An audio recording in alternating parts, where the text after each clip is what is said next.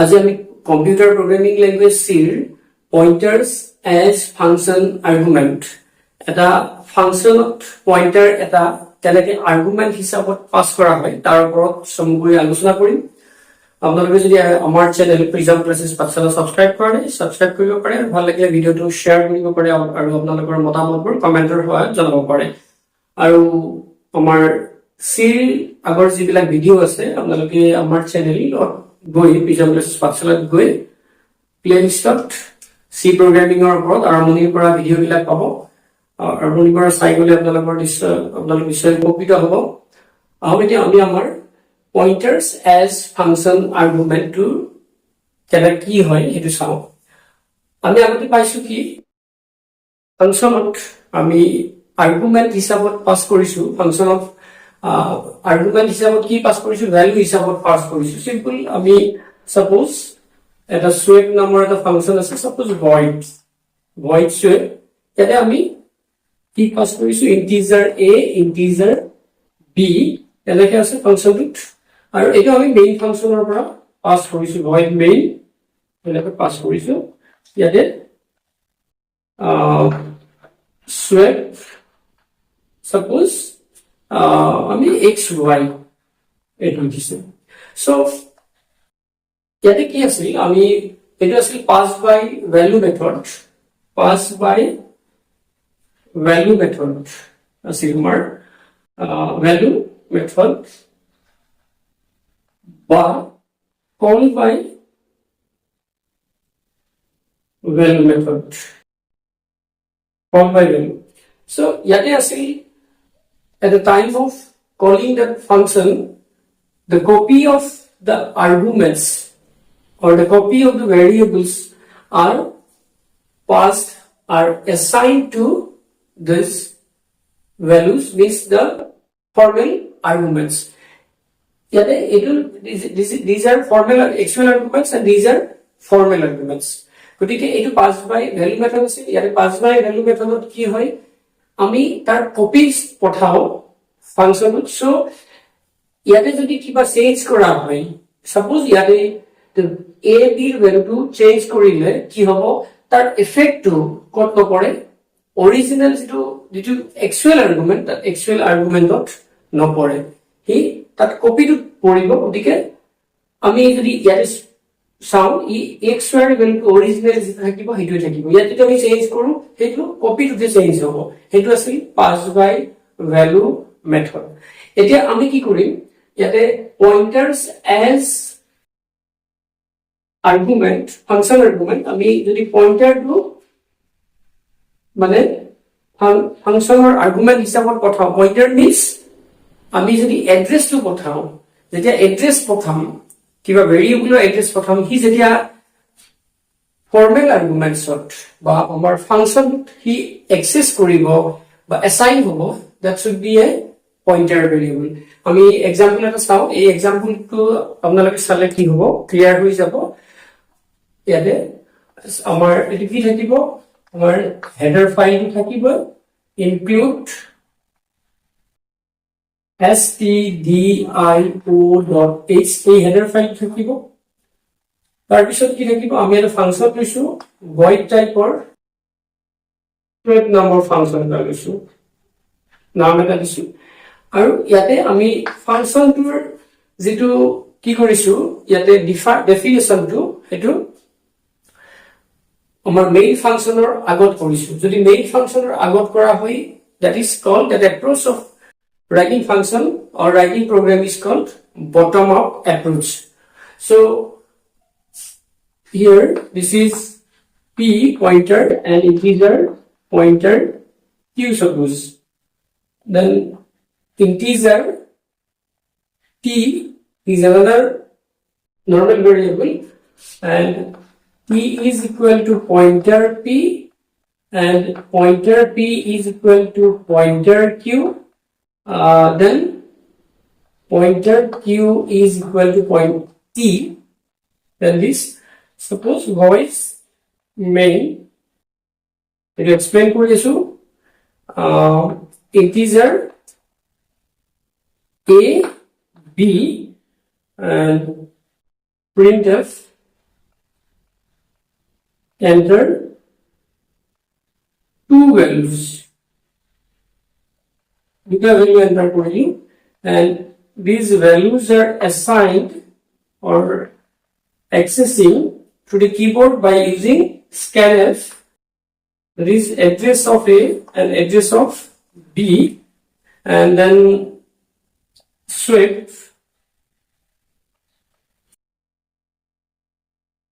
address of A and address of B are passed as function argument. So printf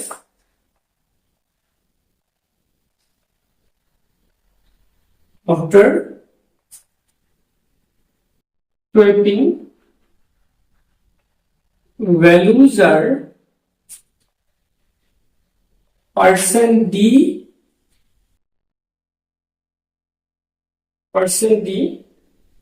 then A, B.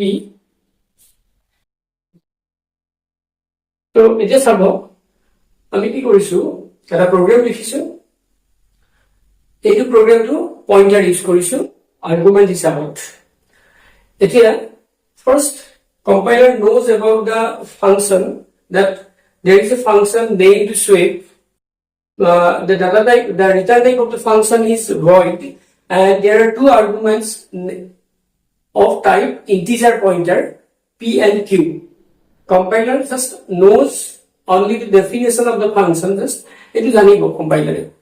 So then এটো compiler জানাৰ পিছত এটা কি আহিব, ই execute নকৰিব এইখিনি, then ক'ত আহিব compiler, ইয়াতে আহিব integer a b, কি হ'ব a আৰু b দুটা space allocate কৰিছে, and these are formal arguments and these are actual arguments. So space allocate কৰিছে, then enter, and the address of this one is 100 and address of this one is 200. Suppose this may be 1 1 2 4 5 6 7. So enter two values for this. This message will be displayed, means enter two values. It will message to display koribo. Then for scanf function, user can enter two values. A scanf function or karone user e duta value input koribo paribo. Say he input kora value to ami koisu 7 aru 5. 7 and 5 input korile user put A address aru B address ekhini ami agoteo paisu enokwa dhoroner. এতিয়া আমি sweep যেটো function, সেই ফাংশনটো কি কৰিছো, কল কৰা হৈছে, আৰু sweep ফাংশনটোত এই দুটা কি বুলি কৰা হয়, যৰ পৰা কল কৰা হয় সেই দুটা এই আৰ্গুমেন্ট দুটা এক্সুৱেল আৰ্গুমেন্ট, আৰু এই এক্সুৱেল আৰ্গুমেন্টত আমি কি পাস কৰিছো, address of A and address of B, A এৰ এড্ৰেছ আৰু B এৰ এড্ৰেছ পাস কৰিছো। আমি যেতিয়া এড্ৰেছ যদি পাস কৰিছো মানে কৰবাত থব বিচাৰিছো, পঠাইছো কৰবাত, হি যতে থব লাগিব, যতে ষ্টৰ কৰিব লাগিব, that should be a pointer variable. So ই যেতিয়া ইয়াৰ পৰা ইয়াত যাব, হি এটো কি পইন্টাৰ ভেৰিয়েবল হ'ব লাগিব, star p and star q, and here A and B are integer type, so that the pointer variable should be integer type. গতিকে ইয়াতে কি পইন্টাৰ ভেৰিয়েবলটা ইন্টিজাৰ টাইপ হ'ব লাগিব। গতিকে এড্ৰেছ অফ A টু ক'ত store হ'ব, pointer P and pointer Q, pointer P A এৰ address two store হ'ব, means that is 100. Now P is pointing to A, and address of B is assigned to where, Q. So now Q is pointing to B. Clear? Question you বুজি পাইছে নিশ্চয়। এতিয়া integer t, another variable t is taken, the বেলেগ এটা variable t লোৱা হৈছে, normal variable. So now pointer p is assigned to t. Pointer p means the value at address p. Value at address p মানে p এ যাকে point কৰে তাৰ ভ্যালুটো, মানে বা আমি ক'ব পাৰো p যেটো এড্ৰেছ মানে 100 এড্ৰেছত থকা ভ্যালুটো 100 এড্ৰেছত থকা ভ্যালুটো means 7 so 7 is assigned to t ইয়াৰে জাস্ট কি হ'ব কপি হ'ব ইয়া আমি যদি ভাবো নরমাল এটো নট ভেরিয়েবল বিলাকৰ এতে কি হ'ব যেতিয়া আমি অ্যাসাইন কৰো just copy of that value will be stored to or assigned to t ইয়াতে কোন then pointer q মানে q এ যাকে পয়েন্ট কৰে সেই ভ্যালুটো হি স্টোৰ কৰিব কোড এইবাৰ পয়েন্টাৰ q এ যাকে পয়েন্ট কৰে কোড যাব পয়েন্টাৰ p এ যাকে পয়েন্ট কৰে তাতে স্টোৰ হ'ব তাৰ মানে ইয়াতে 5 টো আহিব ক্লিয়াৰ হল তাৰ পিছত কি হল t is assigned to q pointer q t এর ভ্যালু টু pointer q এ যাকে পয়েন্ট কৰে তাতে assign হ'ব আগৰ ভ্যালু টু ওভাৰলেপ হ'ব হল তাৰ পিছত ইয়াৰ পৰা কন্ট্ৰোলটো কি ব্যাক কৰিব সদায় ফাংচন যেতিয়া কল কৰে কি কল কৰাৰ পিছত ফাংচনটো কমপ্লিট হোৱাৰ পিছত after completion of that function the control goes back to that function from where the function is called function to জোৰ পৰা কল কৰে কন্ট্ৰোলটো আকৌ তাতে ই ব্যাক কৰে সো তাৰ পিছত কি কৰিব ই ইয়াতে আহি আহাৰ পিছত আমি ইয়াতে এটা কি মন কৰিলো হি যদিও ইয়াতে ab টু নাই ab আমি দেখা নাই ডাইৰেক্টলি কিন্তু indirectly through the pointer variables the values of a and b are affected গতিকে ab এর ভ্যালুটা কি হৈছে এফেক্ট হৈছে তাৰ মানে এটা কি হৈছে এক্সচেঞ্জ হৈছে ইয়াতে কোৰ পৰা এক্সচেঞ্জ হৈছে indirectly through this pointer variable এর এক্সচেঞ্জ হৈছে so after sweeping the values are ab মানে কি দেখুৱাব sweeping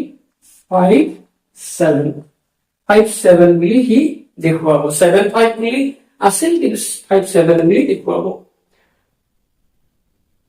নিশ্চয় ক্লিয়াৰ আছে কাৰণ পয়েন্টাৰ ভেৰিয়েবলটো ইউজ কৰি আমি কি এটা গম পালো ইয়াতে ইয়াৰ এডভান্টেজটো কি আমাৰ যদি এটো পয়েন্টাৰটো ব্যৱহাৰ নকৰি ইয়াতে জাস্ট কপি অফ ab যদি পঠাইলো হেতেন তেতিয়া কি হলহেতেন ইয়াতে হে চেঞ্জ হলহেতেন ফাংচনৰ ভিতৰত আৰু হে চেঞ্জটো যেটো মডিফাইড যেটো পোৰশন মডিফাইড যেটো ভ্যালুজ ইয়াতে এফেক্ট মেইনত তাৰ এফেক্টটো নাথাকিলেহেতেন আমি সুইপ ফাংচনটো আগত দিছিলো আগৰ প্ৰগ্ৰামত আগৰ মানে আমাৰ ভিডিওত আছে আপোনালোকে চাই ল'ব পাৰিব এইখিনি নিশ্চয় বুজি পাইছে গতিকে এটো হল ফাংচন এটাত কেনেকে আমি আর্গুমেন্ট টু পয়েন্টার পঠাম pointer means the addresses of the variables আমি ভেৰিয়েবলৰ এড্ৰেছ পঠাম হেতু ইয়াত কোৱা হ'ল and this is called by this method is called by reference means the address of the variables